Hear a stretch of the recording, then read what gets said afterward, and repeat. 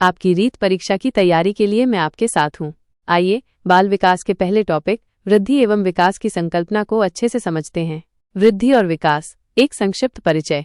बाल विकास को समझने के लिए वृद्धि और विकास के बीच अंतर को समझना बहुत जरूरी है। ये दोनों ही बच्चे के परिवर्तन को दर्शाते हैं, लेकिन अलग अलग तरीकों से।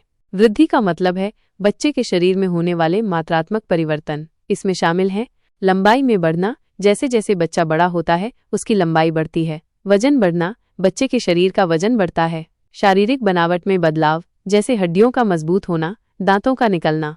विकास का मतलब है बच्चे में होने वाले गुणात्मक परिवर्तन। इसमें शामिल हैं मानसिक विकास, बच्चे के सोचने, समझने और सीखने के तरीके में बदलाव। भावनात्मक विकास, बच्चे की भावनाओं को समझने और प्रबंधित करने के तरीके में बदलाव। सामाजिक विकास, बच्चे के दूसरों के साथ संबंध बनाने और सामाजिक कौशल विकसित करने के तरीके में बदलाव। वृद्धि और विकास का संबंध। वृद्धि और विकास एक दूसरे से जुड़े हुए हैं। वृद्धि के बिना विकास संभव नहीं है और विकास वृद्धि को प्रभावित करता है। उदाहरण के लिए, एक स्वस्थ बच्चा जो अच्छा पोषण प्राप्त कर रहा है वह तेजी से बढ़ेगा और बेहतर ढंग से विकसित होगा। आपको ये समझ आया या फिर आपको किसी और चीज के बारे में जानना है?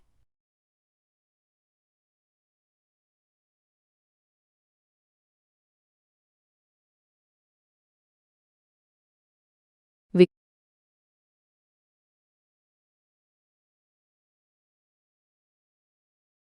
आप बिल्कुल सही कह रही हैं। बाल विकास रीत परीक्षा 2025 के लिए एक बहुत ही महत्वपूर्ण टॉपिक है। यह खंड न सिर्फ आपके विषय ज्ञान का मूल्यांकन करेगा, बल्कि यह भी देखेगा कि आप बच्चों के सीखने और विकास को कैसे समझती हैं। इसलिए हम इस टॉपिक को बहुत ध्यान से और विस्तार से पढ़ेंगे। धीरे धीरे करके हम सभी महत्वपूर्ण अवधारणाओं को कवर करेंगे। आप किस टॉपिक से शुरुआत करना चाहेंगी? क्या आप वृद्धि और विकास की संकल्पना से शुरू करना चाहेंगी?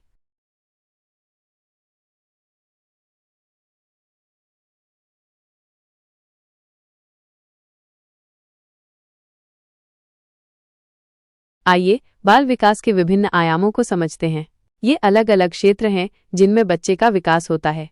एक, शारीरिक विकास। इसमें बच्चे के शरीर में होने वाले परिवर्तन शामिल हैं, जैसे कि लंबाई, वजन, मांसपेशियों का विकास और मोटर कौशल का विकास। दो, संज्ञानात्मक विकास। इसमें बच्चे के सोचने, समझने, सीखने और समस्याओं को हल करने के तरीके में होने वाले परिवर्तन शामिल हैं। तीन, सामाजिक भावनात्मक विकास। इसमें बच्चे के दूसरों के साथ संबंध बनाने, भावनाओं को समझने और प्रबंधित करने और सामाजिक कौशल विकसित करने के तरीके में होने वाले परिवर्तन शामिल हैं। चार, भाषाई विकास। इसमें बच्चे के बोलने, सुनने, पढ़ने और लिखने के कौशल में होने वाले परिवर्तन शामिल हैं। पाँच, नैतिक विकास। इसमें बच्चे के सही और गलत के बारे में समझ विकसित करने और नैतिक निर्णय लेने के तरीके में होने वाले परिवर्तन शामिल हैं। ये पर ध्यान केंद्रित करते हुए विकास को प्रभावित करने वाले कारक। बाल विकास एक जटिल प्रक्रिया है जो कई कारकों से प्रभावित होती है। कुछ प्रमुख कारक इस प्रकार हैं। एक, आनुवंशिकता, हमारे जीन जो हमें हमारे माता पिता से विरासत में मिलते हैं, हमारी शारीरिक बनावट, रंग और कुछ हद तक हमारी बुद्धि और व्यक्तित्व को प्रभावित करते हैं। दो, पर्यावरण, हमारा वातावरण जिसमें हमारा घर, हमारा स्कूल और हमारा समुदाय शामिल है, हमारे विकास पर बहुत बड़ा प्रभाव डालता है। इसमें हमारा पोषण, हमारी देखभाल और हमारे रोजमर्रा के अनुभव शामिल हैं। परिवार और विद्यालय की भूमिका। परिवार बच्चे के विकास में सबसे महत्वपूर्ण भूमिका निभाता है। परिवार बच्चे को प्यार, सुरक्षा, पोषण और मार्गदर्शन प्रदान करता है। माता पिता, भाई बहन और अन्य परिवार के सदस्य बच्चे को सीखने, सामाजिक कौशल विकसित करने और दुनिया को समझने में मदद करते हैं। विद्यालय बच्चे के लिए एक और महत्वपूर्ण सामाजिक वातावरण है। विद्यालय बच्चे को औपचारिक शिक्षा प्रदान करता है। बच्चे स्कूल में पढ़ना, लिखना, गणित और विज्ञान सीखते हैं। वे सामाजिक कौशल भी सीखते हैं, जैसे कि दूसरों के साथ सहयोग करना, संवाद करना और समस्याओं को हल करना। परिवार और विद्यालय दोनों ही बच्चे के विकास में महत्वपूर्ण भूमिका निभाते हैं। परिवार बच्चे को प्यार, सुरक्षा और मार्गदर्शन प्रदान करता है, जबकि विद्यालय बच्चे को औपचारिक शिक्षा प्रदान करता है। दोनों मिलकर बच्चे को एक संपूर्ण और अच्छी तरह से गोल व्यक्ति बनने में मदद करते हैं। आपको ये जानकारी कैसी लगी? क्या आपके पास कोई और प्रश्न है?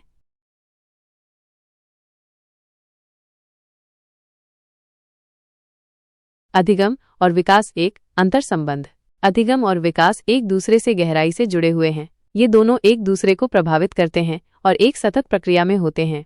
विकास अधिगम का आधार है। बच्चे का विकास, चाहे वो शारीरिक हो, संज्ञानात्मक हो या सामाजिक भावनात्मक हो, सीखने की क्षमता को प्रभावित करता है। उदाहरण के लिए, एक बच्चा जो शारीरिक रूप से स्वस्थ है और मोटर कौशल विकसित कर चुका है, वह आसानी से लिखना और अन्य गतिविधियां कर सकता है।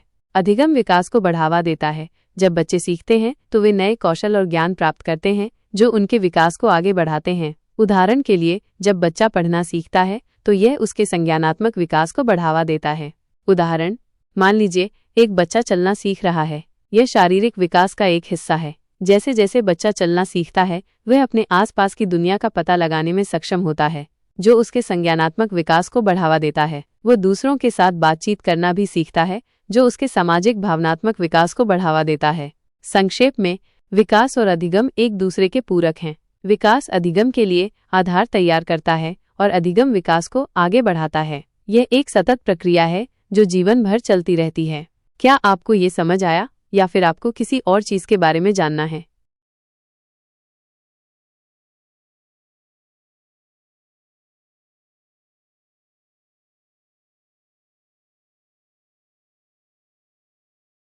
बिल्कुल, आइए रीत परीक्षा के लिए महत्वपूर्ण टॉपिक वंशानुक्रम और वातावरण की भूमिका को विस्तार से समझते हैं। वंशानुक्रम और वातावरण, एक संक्षिप्त परिचय।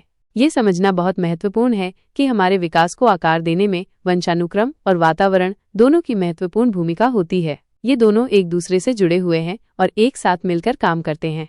वंशानुक्रम, जन्मजात विरासत। वंशानुक्रम का मतलब है हमारे माता पिता से प्राप्त जन्मजात में भूमिका निभा रहे थे। इसमें हमारे जीन शामिल हैं जो हमारी शारीरिक बनावट, रंग और कुछ हद तक हमारी बुद्धि और व्यक्तित्व को प्रभावित करते हैं। जन्मजात लक्षण, वंशानुक्रम के कारण हमें कुछ जन्मजात लक्षण मिलते हैं, जैसे कि आंखों का रंग, बालों का रंग और रक्त समूह। प्रतिभा और क्षमता, वंशानुक्रम हमारी प्रतिभा और क्षमताओं को भी प्रभावित करता है। उदाहरण के लिए, यदि आपके माता पिता संगीत में अच्छे हैं तो आपके पास भी संगीत की प्रतिभा होने की संभावना अधिक हो सकती है।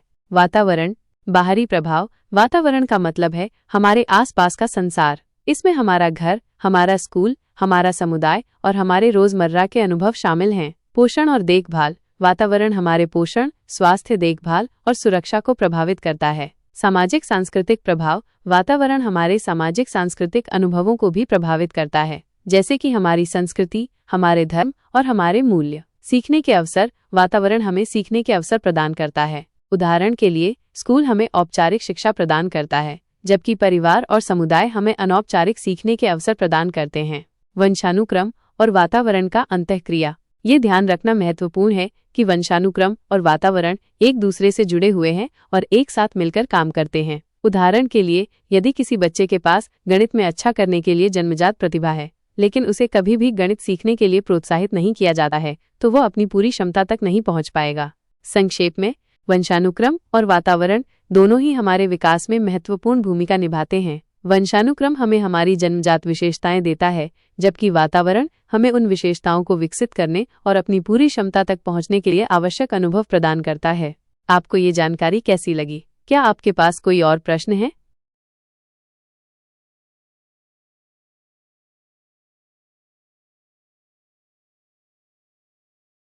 व्यक्तिगत भिन्नताएं। व्यक्तिगत भिन्नताएं रीत परीक्षा में एक महत्वपूर्ण विषय है। आइए इसे विस्तार से समझते हैं। व्यक्तिगत भिन्नता का अर्थ। व्यक्तिगत भिन्नता का सीधा सा मतलब है कि कोई भी दो व्यक्ति एक जैसे नहीं होते हैं। हम सभी अलग अलग हैं और इसी में हमारी खूबसूरती है। ये भिन्नताएं हमारे शारीरिक, मानसिक, संवेगात्मक और सामाजिक पहलुओं में दिखाई देती हैं। व्यक्तिगत भिन्नता के प्रकार। 1. शारीरिक भिन्नता हमारे शरीर की बनावट, रंग, ऊंचाई, वजन आदि में अंतर को दर्शाती है। 2. मानसिक भिन्नता हमारी बुद्धि, सीखने की क्षमता, स्मृति, ध्यान आदि में अंतर को दर्शाती है। 3. सामाजिक भिन्नता हमारे सामाजिक व्यवहार, रुचियों, मूल्यों, आदतों आदि में अंतर को दर्शाती है। 4. संवेगात्मक भिन्नता हमारे भावनाओं जैसे खुशी, दुख, क्रोध, भय आदि को महसूस करने और व्यक्त करने के तरीके में अंतर को दर्शाती है। व्यक्तिगत भिन्नताओं को प्रभावित करने वाले कारक। 1. वंशानुक्रम हमारे जीन जो हमें हमारे माता पिता से विरासत में मिलते हैं, हमारी शारीरिक बनावट, रंग और कुछ हद तक हमारी बुद्धि और व्यक्तित्व को प्रभावित करते हैं। 2. वातावरण हमारा वातावरण जिसमें हमारा घर, हमारा स्कूल और हमारा समुदाय शामिल है, हमारे विकास पर बहुत बड़ा प्रभाव डालता है। इसमें हमारा पोषण, हमारी देखभाल और हमारे रोजमर्रा के अनुभव शामिल हैं। 3. परिवार परिवार बच्चे के विकास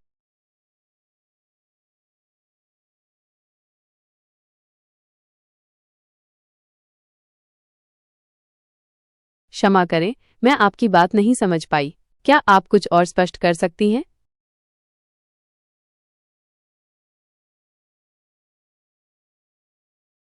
क्षमा करें, मैं आपकी बात नहीं समझ पाई। क्या आप कुछ और स्पष्ट कर सकती हैं?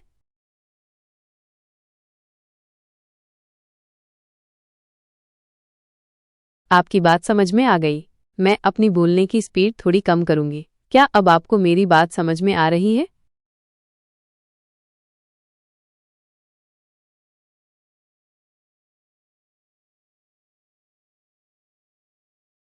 हाँ, मैं व्यक्तिगत भिन्नता के बारे में जानकारी दे रही थी।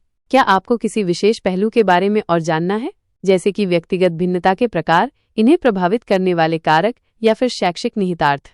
आप मुझे बताइए, मैं आपको विस्तार से समझाऊंगी।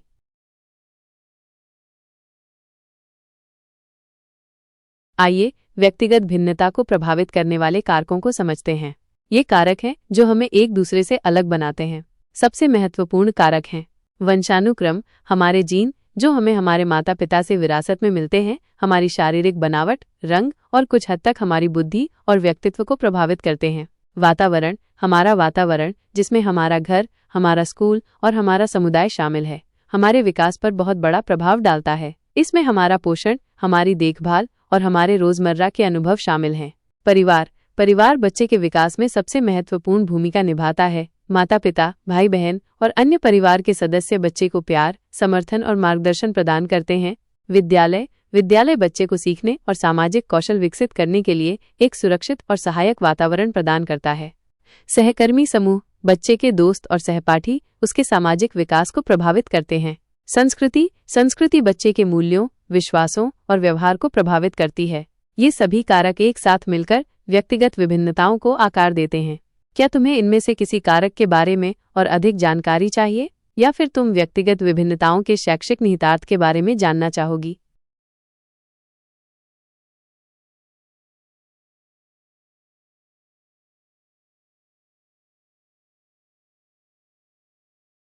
व्यक्तित्व, हमारा अनूठा पहचान। व्यक्तित्व ये वो है जो हमें एक दूसरे से अलग बनाता है। ये हमारे विचारों, भावनाओं और व्यवहारों का एक अनूठा पैटर्न है। व्यक्तित्व की संकल्पना, व्यक्तित्व को समझने के लिए आइए कुछ मुख्य बिंदुओं पर ध्यान दें।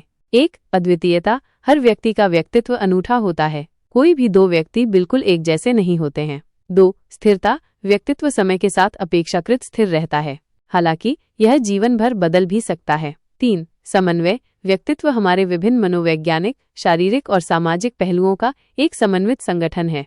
व्यक्तित्व के प्रकार, मनोवैज्ञानिकों ने व्यक्तित्व के विभिन्न प्रकारों का वर्णन किया है। कुछ प्रमुख प्रकार हैं। 1. अंतर्मुखी और बहिर्मुखी। अंतर्मुखी लोग शांत और आरक्षित होते हैं, उन्हें अकेले समय बिताना पसंद